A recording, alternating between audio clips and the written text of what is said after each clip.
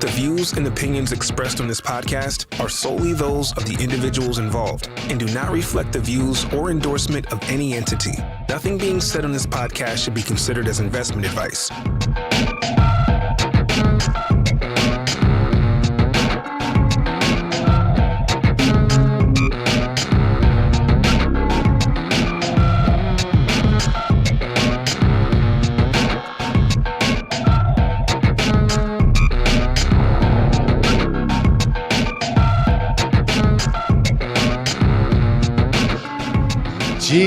GM, happy Friday, everyone. Welcome to 100 Proof Live.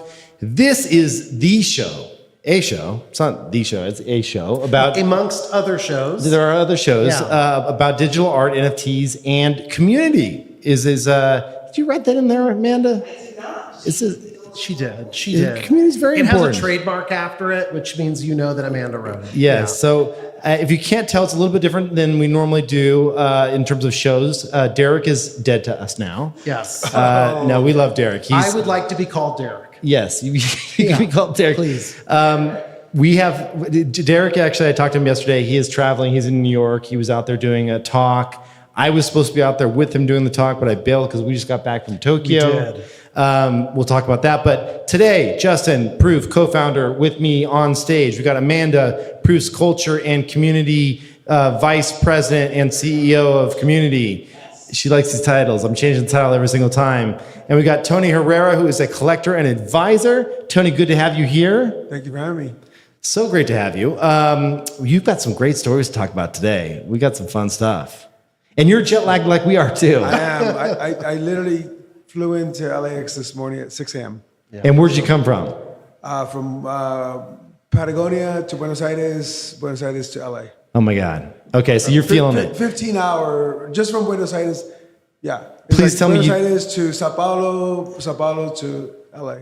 Please tell me you had business class or at least a seat that somewhat reclined. It was a bear market, so it was like economy. So bear market flying. I get it. It's like Eventually, no, I didn't have any more Super Yetis to cash out. So.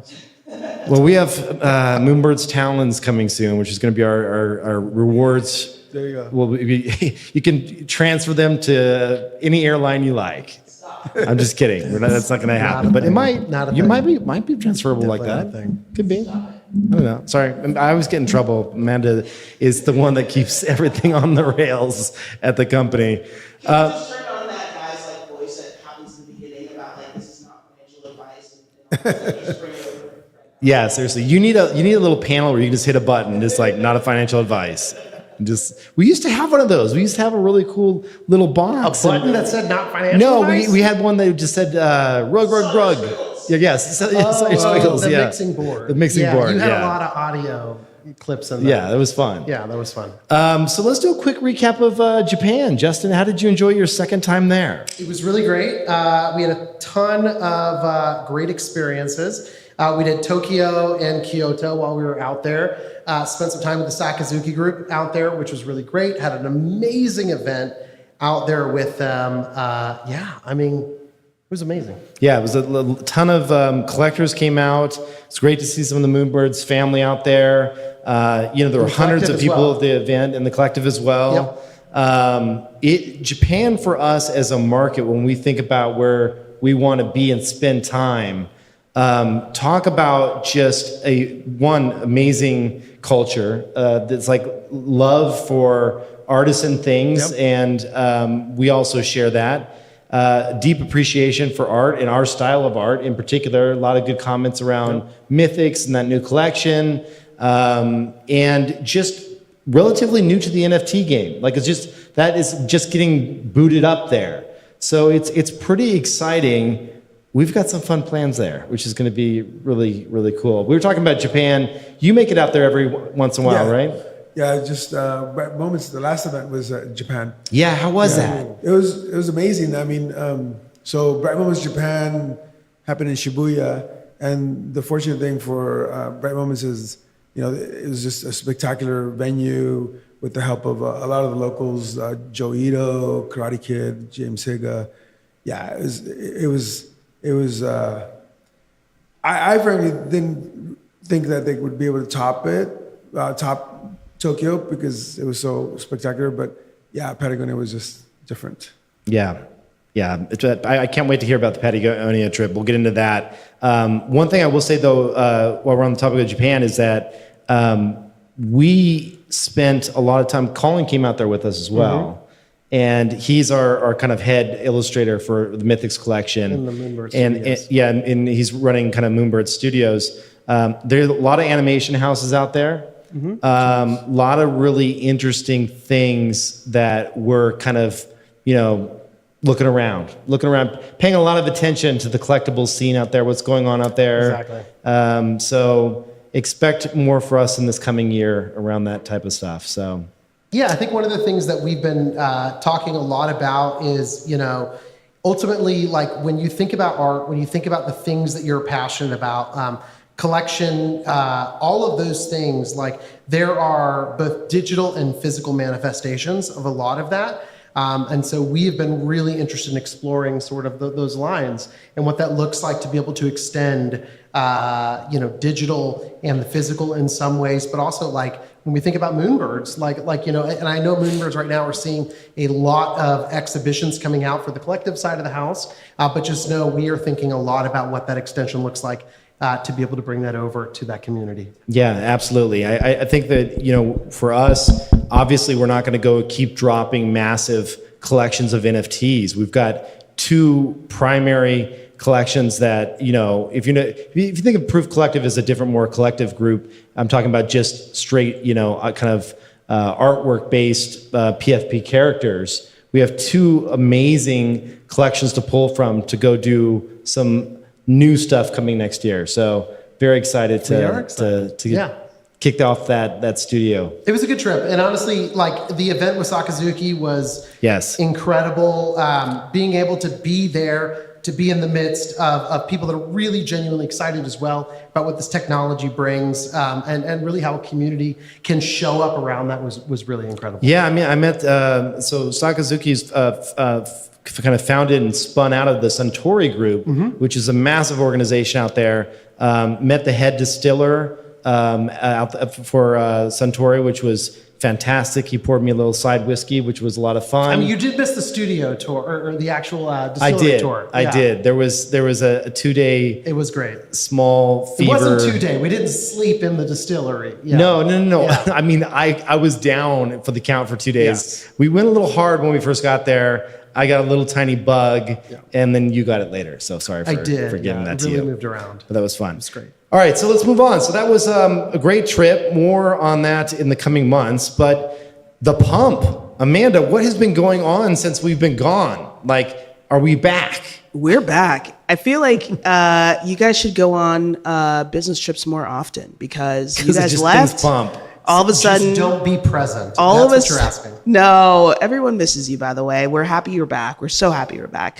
And I heard, by the way, that Sakazuki, we have this little partnership. This means at our future events, we have a little taste of the Suntory Hidden Gems collection, right? Yeah. Excited about that. Yeah, this is really cool. Well, it's worth mentioning. Thank you for saying that because what they've done, I'll only spend a few seconds here and we can talk about the crazy pump and what's going on. But what they have done is they've said, okay, Suntory has some of what they call their hidden gems, which are these spirits that are they're side projects. They're the ones that they don't know if they'll ever make it to market, and they've been doing this for decades. Or honestly, it doesn't have product market fit. It's too expensive to produce. Too expensive for a mass market. Exactly, too expensive to produce, or it might not fit the palette of the Japanese market, and they don't want to just produce it just in small batches for the American market. They have some amazing things that they realized were just sitting there aging, and they are going to be bringing these in.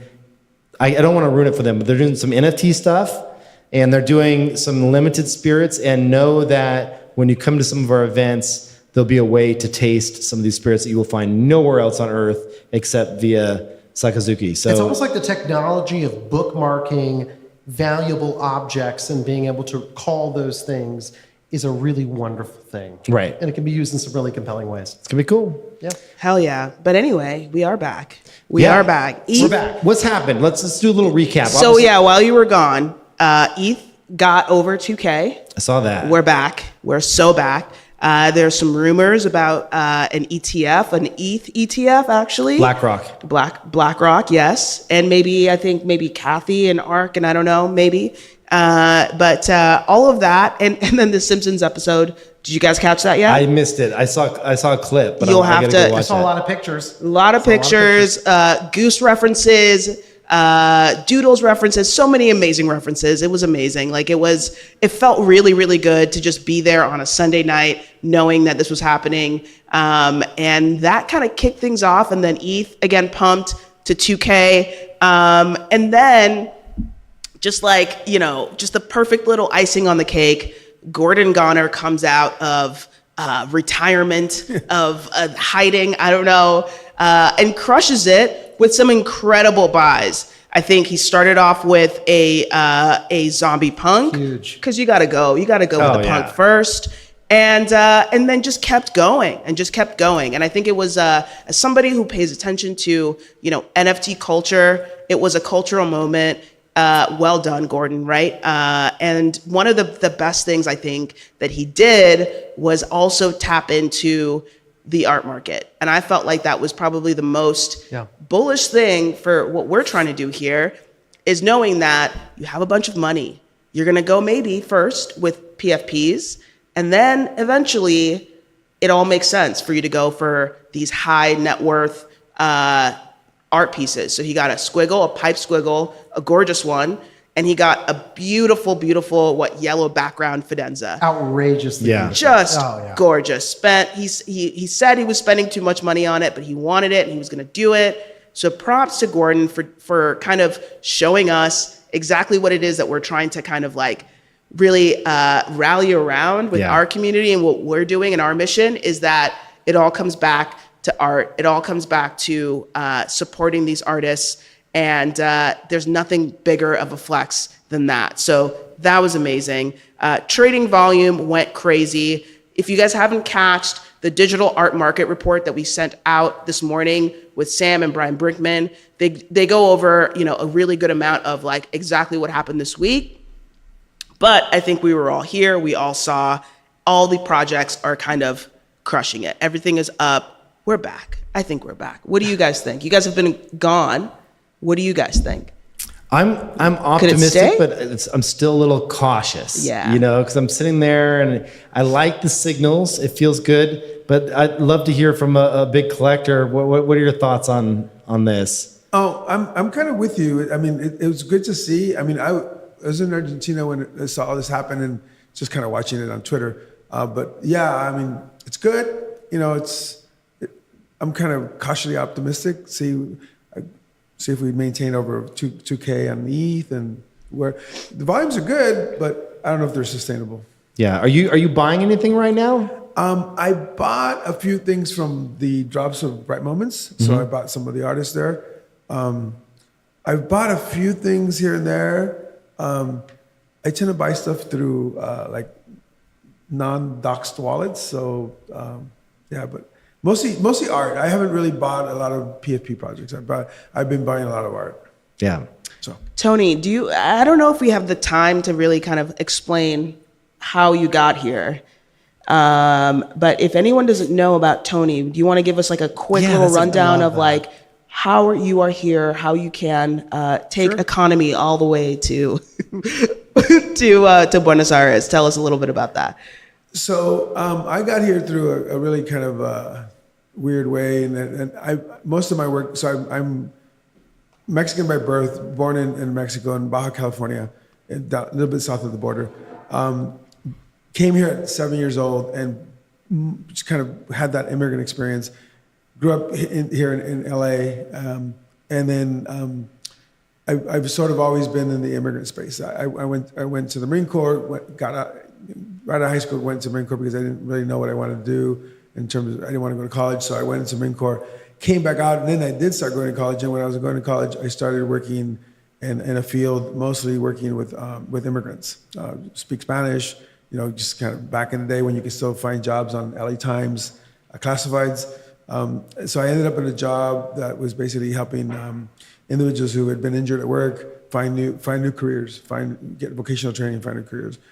And through that, I had one time a client who had received a large sum of money and was trying to find a way of taking it back to Mexico without having to carry physical loads of cash.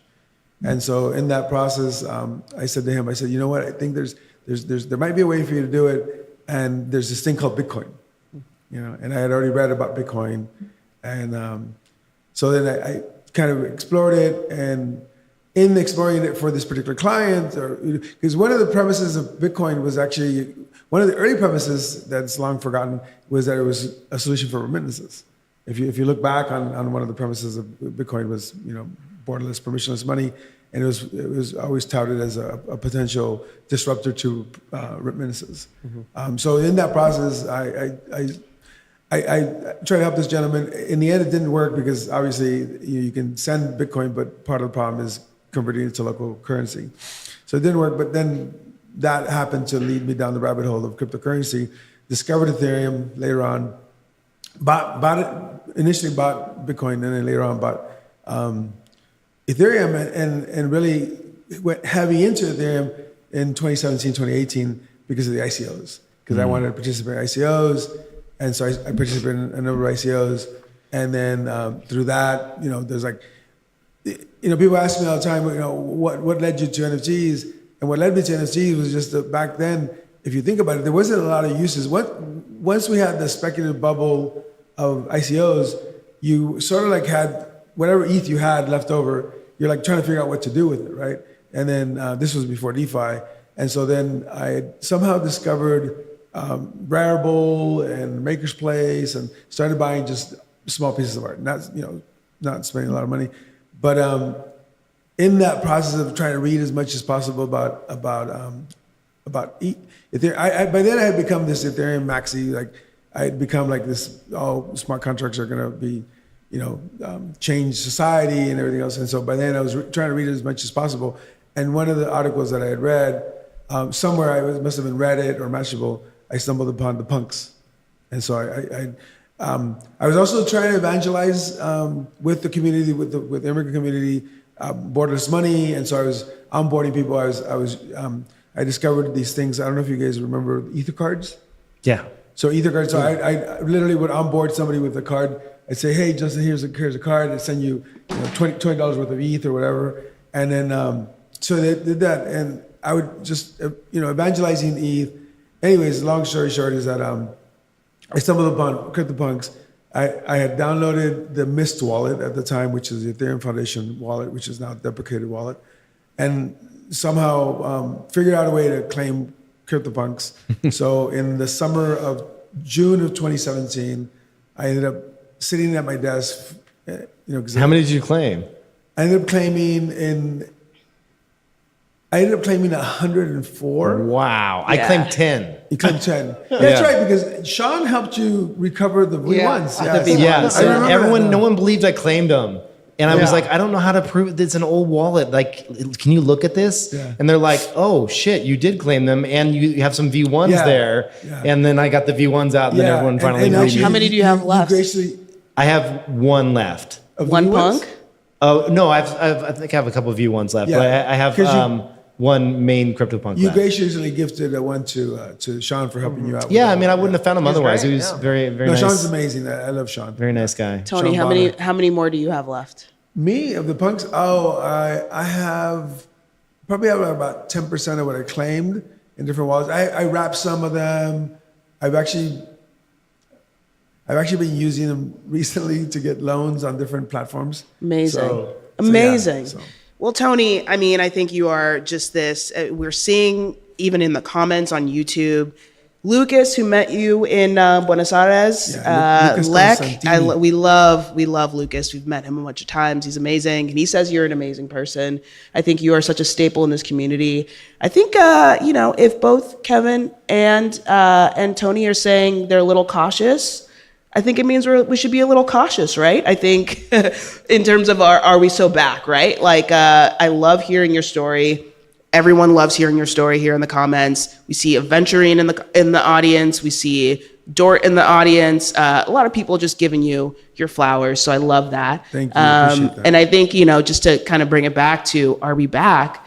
It makes sense to listen to some of these old heads who kind of know the ups and downs. I mean, I think one of the things that I like that what Tony said is you hear that whole path of, and I took a very similar path and went through all the ICOs and did all those things. And there was some that worked out insanely well, and there was a lot that I lost money on. Yeah. And so one of the things that has been crushing to me personally is seeing people in NFTs spend too much money or money that they can't afford to lose, and over-indexing and getting a little ahead of themselves on what they're doing. And so, the reason I say be cautious is just that I like playing at the edges is where all the risk is of technology. It's also where all the reward is, which is awesome, but it's also where you have to take a more kind of diversified play where you don't go all in on any one thing, because it is literally the most risky asset class at the edges, right? And so I just I always try, this new version of Kevin is like, how can we get people just to slowly step into something rather than just push all the chips in and say I'm all in, It's been hard to watch over the last few months. It's boring, Kevin. But also maybe just acquire the things you like. Maybe that's exactly right. Look at the art that you're actually passionate about, which, for example, is something we're going to be pulling up real soon. Yeah. Let's talk about this drop here. I was not around. Was this drop happening? No, this happened just recently. Yeah. Yeah, it's just yesterday. 2 days ago, maybe. 2 days ago, at the most. I was just landing in LA. So Amanda, fill us in here. This is the latest curated from Art Blocks. Yeah, I knew this one was going to be a cook, to be honest. I met. Sorry, can you see my beer on the screen? It's fine. I met Anthony in Marfa. He was walking around with an iPad and allowed you to kind of play around with these outputs. When I saw what it took to create these outputs, how much code and everything that kind of went through it in order to make it seem so simple and so effortless, I knew this was going to be something to watch. There's something really beautiful about this collection, that it is so varied, but seems to be quite what's the word? Other than varied. What's the opposite of that? Whatever. But it seems to have a real consistency through it, even if there are very kind of different traits that make it look different, right? You can see some of them look a little bit more warped. Some of them are cleaner. There's this one trait that's that has all of the different outlines, and it's super, super clean. It looks like something that someone drew. It's beautiful. And what's been really cool, I've been watching and listening on Block Talk and seeing everyone's sort of reaction to it, is that there are people who really find this, they find one trait or one type that they are really, really in love with, and other people are like, that's not for me, but this one is amazing. So it feels like there's something for everyone. Yeah. And that's what I'm seeing in everyone, right?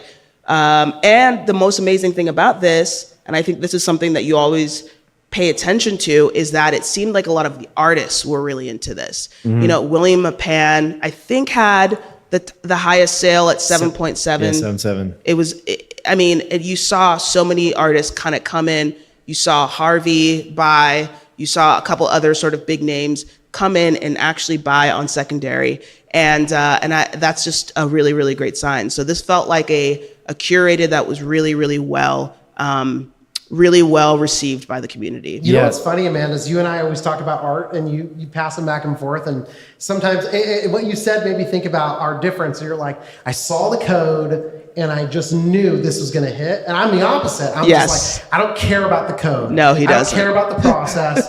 I've worked in art for a long time. My painstaking pieces that have taken me months to figure out the right Photoshop effect or the right Illustrator piece doesn't hit, and I'm just the technicals don't land. But I think the really cool thing that you and I both hit on this one was like, from an aesthetic standpoint of this one, I was super passionate about it. Yeah. And then you saw that side of it and you were super passionate about it. Yeah. And so it was like a convergence of the planes here. Yeah. Where it was like, I love it because it's super geometric, which is like my world. I love geometry.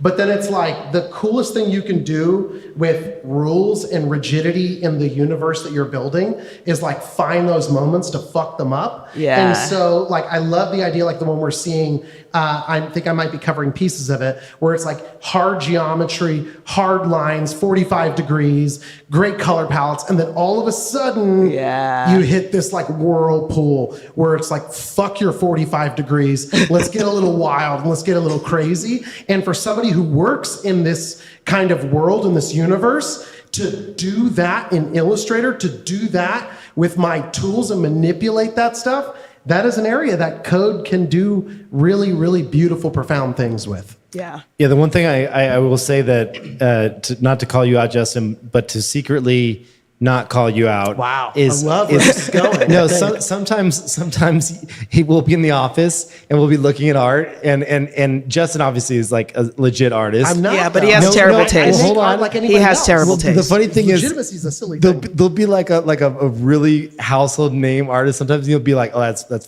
fucking horrible art. No. Hold on. Which a I second. love. don't No, think it's I horrible love that art. you're I say opinionated. That is not for me. That art is not for me. That is very different. I could recognize something as not for me. For example, a Michael Bay film could be honestly a like technically great film. Transformers is probably technically great to balance these things. I just know something is not for me, but that does not make it degrade in the quality of art for other people or for what they're looking for. That's the difference right there. Do you look at the skill level though? Because I remember there was one artist where you're like, oh, that skill. No. But it's skill level's never the question. It's not about how long. For example, like how hard the code was to write, how hard it was to master the software. All of those pieces of the puzzle to me are they're just variables. That's all they are. To me, a constant is how do I feel about it? At the end product, did it capture me in the way that I was looking for? Like I remember, films can come out that are single shot films. And like at the end of the day, yeah, maybe it was shot in one continuous shot. But if it does not land on me in a way that I'm compelled or I'm impacted by, I don't really care that it was a single camera film. And it doesn't mean you can't respect those things and say, listen, I get why the art form matters. But I just think to me, like the only thing I'll correct you on is my goal is never to say, this is bad art. Art can be incredible and I'll never connect with it. But it just matters to me that it's something that I resonate with. It's something that I see and I say, I want that, which is why I say whether the bull, bear, whatever it is, acquiring the art that you resonate with, that you say, I see something in that, regardless, and sometimes story helps. Sometimes knowing what it took to create it can change that entire narrative. Oh, 100%. And it totally changes how you consume that artwork. Oh, dude, half the time I watch at Grails when we finish our videos, I'm like, I need to go buy that right now. I hadn't seen the final output and Mal will show it to me and I'll be like, that speaks to me now. Yeah. And I think that is really what matters to me is like, some art is going to grip me right off the bat and I'm going to immediately find resonance. Some art I'm not really going to get and then I'm going to hear the story and I'll be like, that's incredible. Yeah. Some art I'm not going to get and then I'm going to hear the story and I'm going to be like, that's cool. I love that, but it's not for me. Yeah. And I can recognize that and I still want to acquire the art specifically that I'm not speculating on, but that I say, regardless of where this goes, putting this on my wall, having it on my computer, having some other form of physical manifestation of it and being a part of that, that's good for me. Yeah. And that's the art that I love. Curious, Tony, on when you go to collect art, how much of it is data-driven versus love for the art? Is there a mixture of both? Like when I first looked at this collection just now, I'm like, okay, I like the art. And then I was immediately drawn to the volume, how many are listed, like just what's the unique ownership count? Like, does that play a role in when you decide to actually pull the trigger on something? Or are you just like, this looks amazing, I'm going to buy it? So mostly I buy art that I like. So I buy stuff that aesthetically I like. I do have, I'll seek the opinion of friends that are much more knowledgeable in art than I am. they'll say, hey, you know, this piece, like for instance, DEAFBEEF, which we'll get into, he was somebody that was suggested to me by somebody that I value their opinion. And so I started collecting DEAFBEEF. Right? Yeah. And honestly, when I looked at them, I'm like, wait, tell me why this is real. And, you know, she explained it to me. And yeah, and then after a while, I got it. So oftentimes for me, I'll collect pieces that may not initially resonate with me, but then over time, there's a lot of pieces that I've collected over time that are now, you know, and it's also like, well, who's the artist and what's the history behind them, right? Like, you know, these are, I know that there were some people sitting, trying to get a signal to mint these when we were in Buenos Aires, and you could clearly see that there was some very good collectors who were collecting them. So I'm not surprised that it's having the success that it's having. Yeah, we got to get into that story, but I know we were going to hop into some audience questions first. Yeah, I'm in the chat right now. I see Raven. Hi, Raven. We love you, CJ. CJ. He mentioned the wall test, which is I think a really, really good metric. Test. Very good metric, I think, to determine whether or not a piece of art I think is going to do well. And it's the wall test. Can it be printed on a wall? Will it look good on a wall? That was Fidenza's for me. When Fidenzas were minting, I looked at them and I was like, this is something I could put on my wall. Mm-hmm. It was the first Art Blocks drop where I felt it looked like native art. Like you could probably print it and not know whether it was actually generative or not. Mm-hmm. And so, yeah, I mean, you'll have to pry that all blacked out Fidenza out of my cold, dead hands or $10 million. Either one will do it. Have you printed the Fidenza? Do you have the sign? I have the sign black print, yeah. I'm getting it mounted right now. It's actually at the framing store, and I'm going to hang it. It's massive. So I had this morbid question for Tyler Hobbs. You had a question for it? So actually, this is a question that started with Snowfro and Pixelpede. We were having dinner in New York, and I asked a morbid question. And the morbid question is, what's more valuable, a token of a Fidenza with an unprinted Fidenza, or a token with a printed Fidenza signed by Tyler Hobbs? So is he still doing prints of Fidenzas, or I think he's well, I actually took a look just today, and most of his Fidenzas have unclaimed prints. Oh, so you can check. I didn't know there was a tool. Yeah, if you go to his website, he has it's actually updated to his credit. He actually updates it regularly, and I noticed the vast majority of the Fidenzas have unclaimed. Oh, I would buy one of those. It actually says either printed or available, unavailable, available, and then there's one that's pending. But I just checked today, and yeah, so the vast majority, like I have Fidenza, but I haven't requested a print. The prints are beautiful. No, I know they're beautiful, but I have my own theory as to why I haven't requested the print. But anyways, I would probably keep it unprinted and just for the value of it. What's your theory? My theory is that it's a print, and so if you print it, it's great. You can print it, you can hang it on the wall, but then now you are adding an element of risk that print could get damaged or destroyed, and therefore you run the risk of decoupling it from the digital token. Mm-hmm. That's fair. Or you just call Tyler and say, "Can you print me another one?" He won't. It's only one. It's one. He's got to honor that. He's got. Yeah, that's fair. That's actually. We should ask Tyler. I don't think he would. I don't think he would, because I think explicitly he's requested or he's indicated that he's only going to print it once. And the interesting thing I asked him is, for how long? And he says, as long as he's alive. Yeah. Yeah. So the morbid question is, well, what happens I'll when ask Tyler him. dies? I'll ask him. Just go to Costco. It's fine. But it's 24-hour an interesting print. question around the idea of the consumption of that piece. Exactly. Where it's like, if you have a great bottle of whiskey that is incredible, it was a gift, like, will you hold on to it forever knowing the value of it? Or do you pop that at some point and just be like, whiskey is made to be shared amongst friends. It's made to be had, and I'm going to enjoy it. Just like I'm going to savor every last drop. Just like a supercar is meant to be driven. That's right. Should you drive? Like, it's like, so I think that's the interesting. So what you're doing with this, probably closer to what I would do, which is just like, I got it. I'm going to put it up. I'm gonna Also, put this it's thing just up. like there's no digital frames that would do it justice. And so Yeah. for me Correct. right now, I'm like, I just want to see this thing you wanna beautiful see on the it. wall. No, they're beautiful. I mean, I could totally see why you printed it. Yes. Yeah, I'm going to see Tyler in 3 weeks. He's going to be printing a Well, not generative another piece one of on yours. my Tell him- a tattoo on my hit- arm. Hit him up and say, my Fidenza got destroyed. Can you give me another print? Yeah, just try it out. See what he says. Then I'll just eBay the first one and we'll be good. All right. Let's talk about Patagonia. Tony, tell me this story. I got to hear. First of all, you got to back up though and tell us about the whole DEAFBEEF piece and how did this all come to be? Like, there's a lot going on. So the DEAFBEEF, specifically the DEAFBEEF for Patagonia, DEAFBEEF in Patagonia, and the IRL Hashmarks is a credit to Bright Moments. You know, we good? His mic was a little pulled away, but he's good. Oh, mine? Okay, I'll put it. We're good. Yeah, it's a credit to Bright Moments and credit to them, to Seth and Christy. Yeah, and they do Phil. a great job. Yes, they do an amazing job.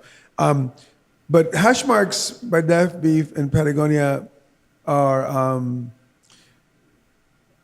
iron forged sculptures by DEAFBEEF that are cryptographically linked on the blockchain, a digital token on the blockchain. That 100 tokens, 50 of which were delivered to the collectors in person in Patagonia, almost at the end of the earth by this big, massive rock. It was a very ceremonial, very, I would even call it kind of a spiritual happening. And it's a physical piece that you picked up. You were allowed to select the piece with the artist, and 50 of those pieces were physically picked up by collectors. How did they choose who went first? Did you guys draw straws? So the auction, the auction, there was an auction, and individuals who bid the highest. So credit to Snowfro, Eric Calderon, went first, and he got to pick first. He was also he was a delegate for Redbeard for Benny, and he picked up another one for Benny, and different collectors picked up different pieces. But yeah, you went in terms of the 50 IRL pickups were basically you had a number, you had an assigned number. But yeah, but the pieces are, to me, we were just discussing the fact that a print of Tyler's can be damaged or in this case you're actually picking up a forged iron piece that has a key to reveal the digital token. So you start off by picking up the physical and then claiming the digital token. And so the key on the back, is that a private key for a wallet? It's not a private key for a wallet. It's a key that allows you to reveal the token, to reveal the digital token. Where do you reveal it at? So there is an app that the artist has created that will allow you to claim the digital token. And it gets interesting because once you reveal the token, you then, on a yearly basis for 10 years, can refresh the token. And if you don't refresh it, the token essentially fades away. And so you kind of have to go in and polish it a little bit, otherwise it's just going to disappear. Is it kind of rust? What does it look like? What does the digital version look like? I have one. You want to see it? That's the physical version, but This is is the physical it? one. I brought it with me. It's right here. So cool. It So- came with a little pouch, or did you make that too? No, the artist made it himself. That's he awesome. made the pouch.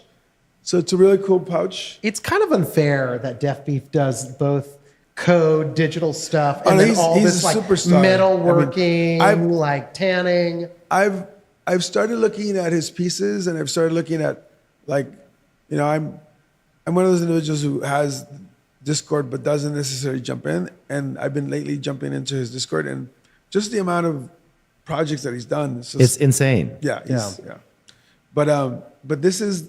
I'm gonna open this. And No, I'm no, gonna try no, we don't want to show you. If we we show don't your wanna private so I'm gonna key, block my key. yeah, But this. camera's right over there. If you, So this is the piece.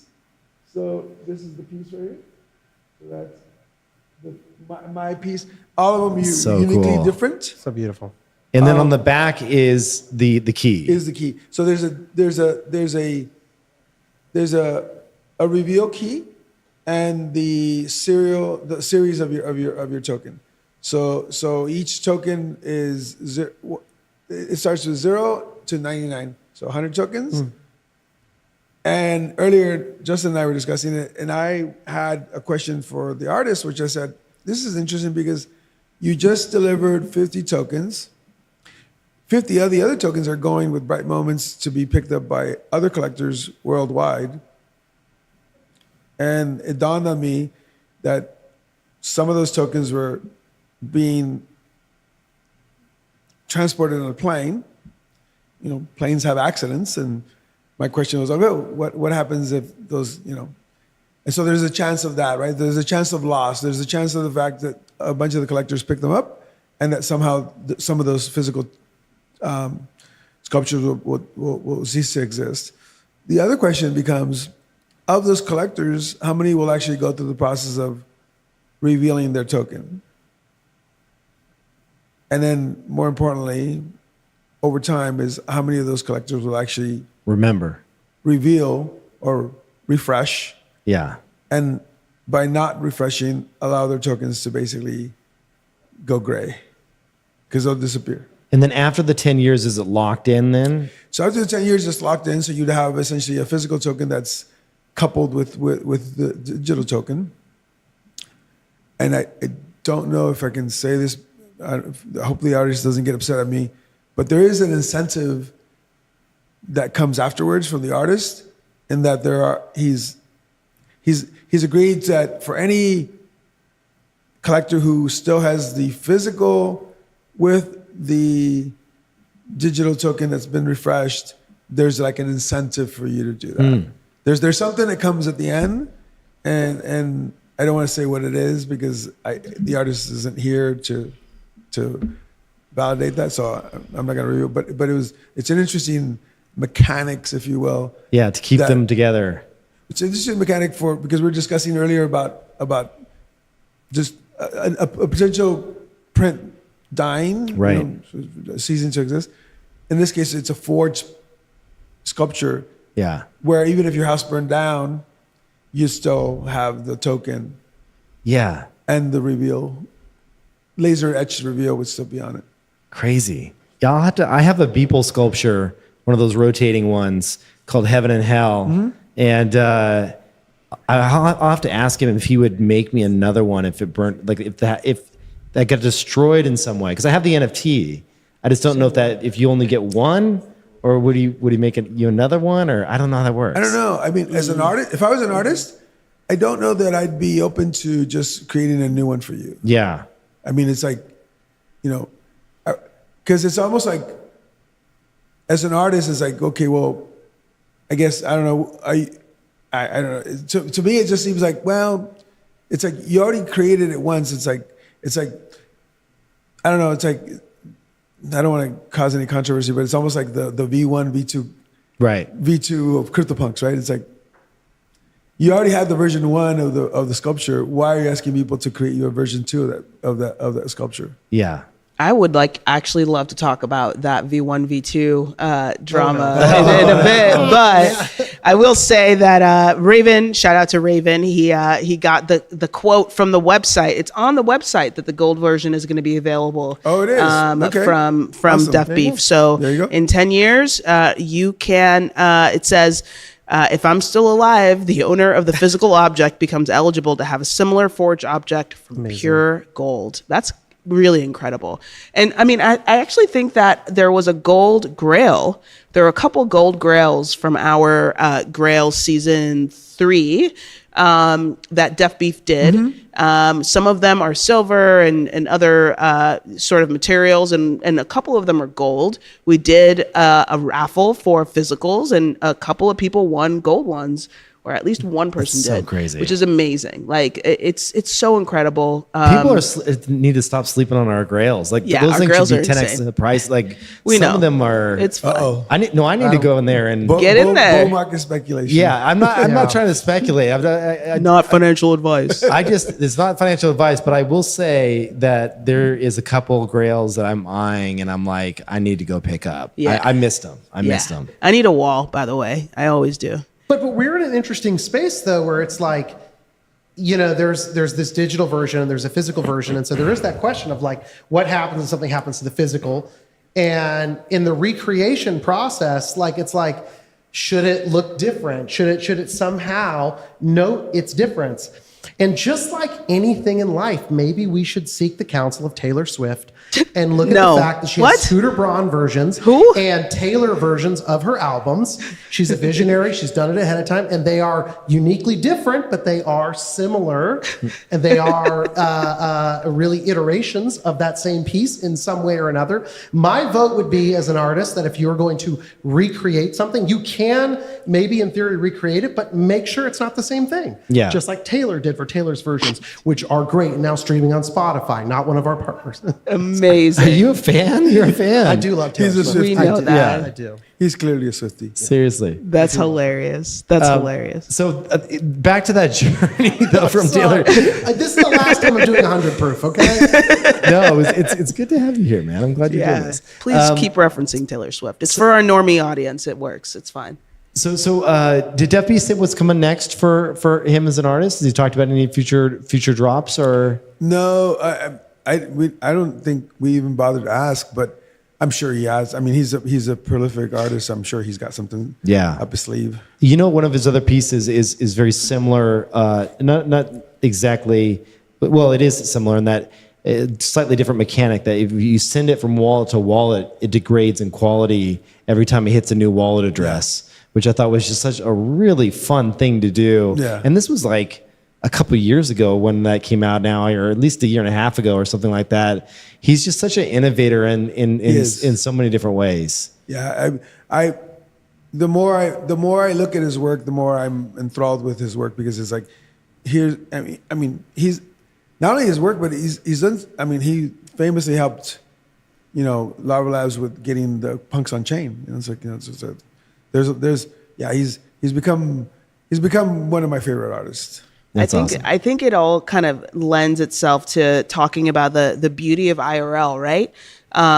This last week we had Ape Fest. You guys were just in Tokyo. You know, you are fresh off the plane, Tony, from Argentina. We have Chantal in the audience who just came back from Hong Kong, and I think there's something really kind of beautiful about, you know, the process of going IRL, that little friction of getting on a plane and going to meet people, and how much more that experience really just sort of cements in your brain, in your memories, in your heart, and how much more of a connection you have to either the artist or the community that you were just in. I think there's something really, really beautiful about that. And so, Tony, you were saying like you didn't really know that much about DEAFBEEF, but you went on this whole journey and you went on this trek, and now you have this thing that I think you're going to keep forever, right? And you're going to have this amazing connection with DEAFBEEF. And I think that there's something to be said about while we are a fully digital sort of community and in space,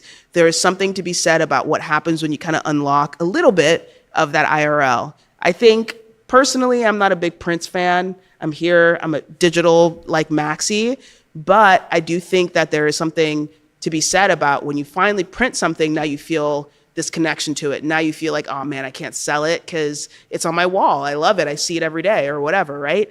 So I do think that ultimately we're going to get into this nice little balance of digital and physical, and what that does to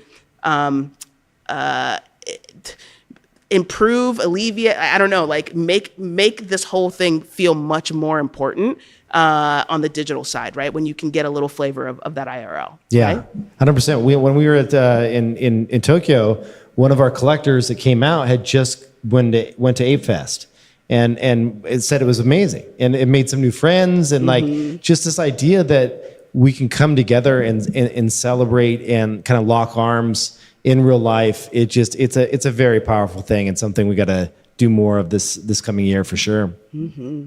I thought you meant like Prince, like the artist formerly known. That's what I heard. Yeah, I heard the same thing. Taylor Swift. Amanda's going She's like, I'm not a big I love Prince. Who doesn't love Prince? I'm like, why is she doesn't like the guy in purple? Yeah, you said, I hate Prince. I hate Prince. You also said DEAFBEEF was into tanning. I thought you meant like tanning beds. He looks great. I was He looks like, great. you said, and then I was like, oh, tanning leather. Yeah. And like, it took me a second there.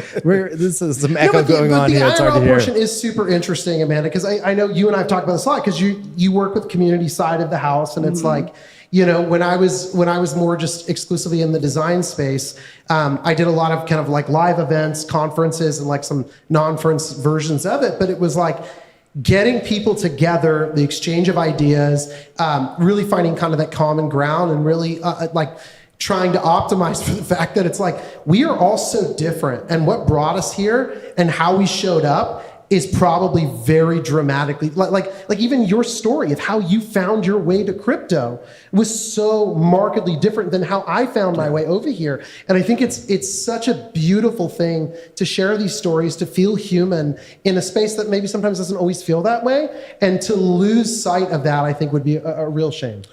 Yeah, it's interesting because while I was in Argentina, I always do this whenever I travel. I talk to the locals. And I discovered something really interesting about crypto in Argentina. I went into to exchange money, and I found out that the exchange houses accept a transfer of USD Tether, and will exchange the USD Tether for you for Argentina pesos. Yep. Wow. I was like, Will they take Bitcoin as well and ETH, or just I think Tether? they take just about any cryptocurrency, but obviously, mostly they'll take your stable coins. Mm-hmm. That's incredible. So they'll take USD Tether. So it brought me full circle at the fact that what brought me in was the fact that somebody could receive remittances, convert it to local currency, and here we are X number of years later, and they're actually doing it in Argentina, which Argentina is like an amazing place, but it's also like suffered this huge crisis in terms of currency, right? Just for a little history, Argentina was pegged at the dollar in 2001. In 2001, they lost a peg that one Argentine peso, $1. You go to Argentina today, and the peso trades anywhere between 870 to 1,000 pesos. Meaning, the amount of inflation. I think Argentina has like the 5th largest inflation. So, yeah, it's staggering, but yeah, it's a beautiful country, and it shows you the promise of cryptocurrency and the promise of tokenization. This whole event with Patagonia, you needed to have a token for either Bright Moments or for DEAFBEEF, either to go to Buenos Aires or to go to Patagonia. And, to me, I think we're barely scratching the surface of tokenization. I mean, Sakazuki NFT, which you started off earlier, it's a token. It's a token that allows you to a limited batch of spirits. Because I've spoken to Charlie and Terry and the team about it, and it's a magnificent project because it'll highlight a lot of what Japan and craftsmen do well, which is they do some badass craftsmanship, and a lot of what they want to do with Sakazuki NFT is around tokenization of not only the spirits, but tokenization of some of the items that come around with spirits, right? Some of the great craftsmanship of ceramics and they had some iron, at the event, and wood and it's and food and food. It's and what Charlie and Terry, to their credit, they're wanting to tokenize that experience. And we talked about experiences, right? A lot of it is experiences. A lot of this, Bright Moments was built on IRL experiences. In the middle of the pandemic, Phil and Seth and everybody had this crazy idea of what if you could basically encourage people to come in and mint a free crypto citizen. Yeah.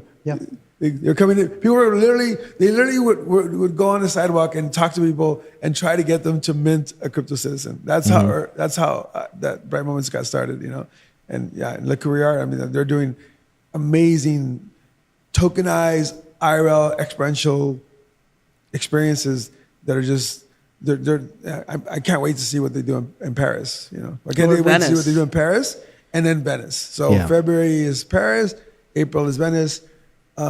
It's gonna be.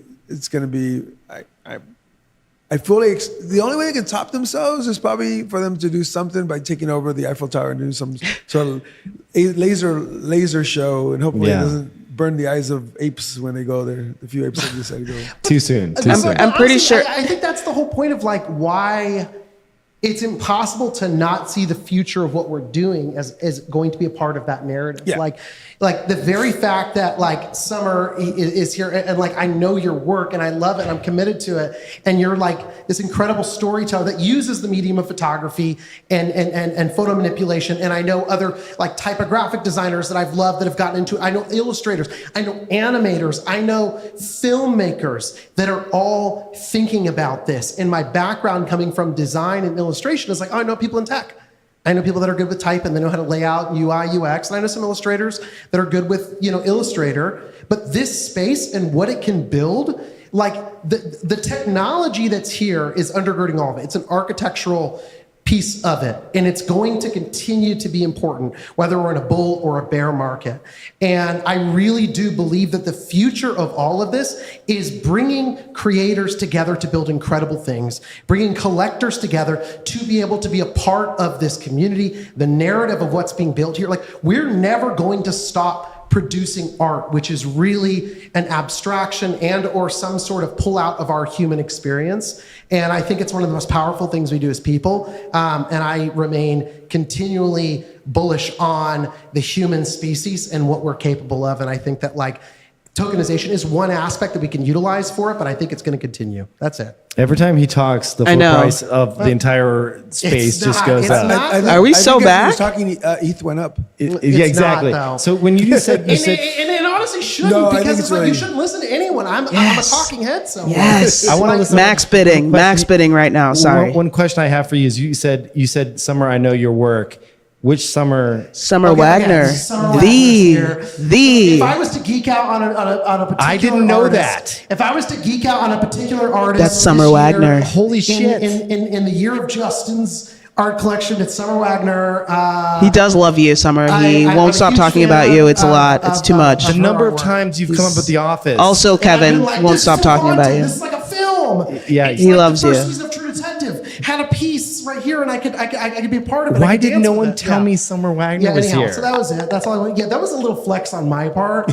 I'll be done flexing. Welcome. You should be on stage with us. What's going on? Agreed. Well, we're gonna highlight her. She's part of our, fall winter exhibition series. I'm very excited for you. Yeah, I am. Justin literally today was like, "Can I please design the artifact? Can I please design an artifact? I'm really excited about it." Summer Wagner's piece with her. Yeah. Can I work with her? And he's like, yeah. And then I texted her immediately, and I was like, I want to work on this. What are we doing? Anyway, that's amazing. Hey, I'm Tony. always the last to know.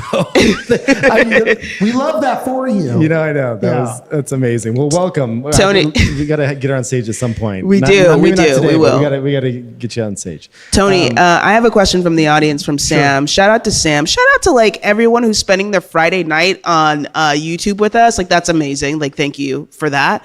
And I have a question from Sam for you, Tony. What is your favorite punk trait? We can end it off with that. My favorite punk trait. Geez, I don't know if I have a favorite. I mean, there's a ton, right? Personally, I have mine, which is the buck teeth and the that can't be your favorite trait. No, well, yeah. People with buck teeth are sexy. No, it's like That's right. So, I don't know that there's just too many traits that to have one. I think. I don't know. You caught me off guard there. No, I don't that's know fine. I have a favorite one. I love a purple sunglasses. That's my favorite. That's what I've always said. And 3D glasses are the best. 3D glasses are great. Yeah. I was collecting clown noses for a while. Yeah. Just because I thought they were so bad, they were good. Yeah. That's like what people did, right? Smile makes smile. Yeah, the smile is really cool. Yeah, the nice little side smile. Oh yeah, my zombie had a little side smile. I always loved that. Nice. He seemed so honest. I just thought he was like a nice zombie. Yeah. Derek, by the way, says hello. He is our sort of like mutual friend. Tony, you brought Derek to LA, You know Derek? Oh, and yes. right after he had Amazing. met you in Tokyo. Yeah, he's amazing, Right? You guys amazing met artist. Derek. Derek. Ilan, Yes. Derek. the amazing photographer, met you guys in Tokyo last time you were there, and then the next week was in Los Angeles. That's where I met him, and he was staying with you, Tony. And he's here in the chat, and he wants to say hi. Thanks for him hi, for coming out to Tokyo this time. We had fun hanging out. And with you guys him hung out with him in Tokyo again, so it's amazing. Again, this place is so tiny but so big. That is the best part about Web3, and I love being here. It's amazing. Awesome. Well, I think that is kind of the end of it. Should we, any other things that you'd like to cover at all? Where can people find you and follow you on the social media? I'm mostly on Twitter. So just at Tony Herrera. I keep my DMs open. So if anybody wants to reach out, I'm happy to, answer awesome. questions, but yeah. Well, congratulations on your DEAFBEEF piece, and thank you. I know I'm feeling it right now, the jet lag still, and the fact that you did all of that traveling and are here right now means a ton. So thank you so much. I appreciate being here. Thank you for inviting me. Thank you so much, Tony. Thank you, Amanda, for reaching out. And I'm happy to be here. Very cool. Justin? I promise Derek will be back soon. You bastard. You didn't tell me Summer was here the entire time? I know. It was super cool. All right, everyone. Amanda, thank you so much. This has been fun. Yes, it has. Happy Friday. It's fun to do these nighttime episodes. Yeah. And we'll do a bigger one next time. We'll have a little music and a little vibey have situation. a proper mixologist here, and when we're not so jet lagged. But all right, have a great weekend, everyone, and we will see you again soon. Catch 100 Proof Live every Friday. We'll be back next week at 10 a.m. Pacific. Thanks, guys.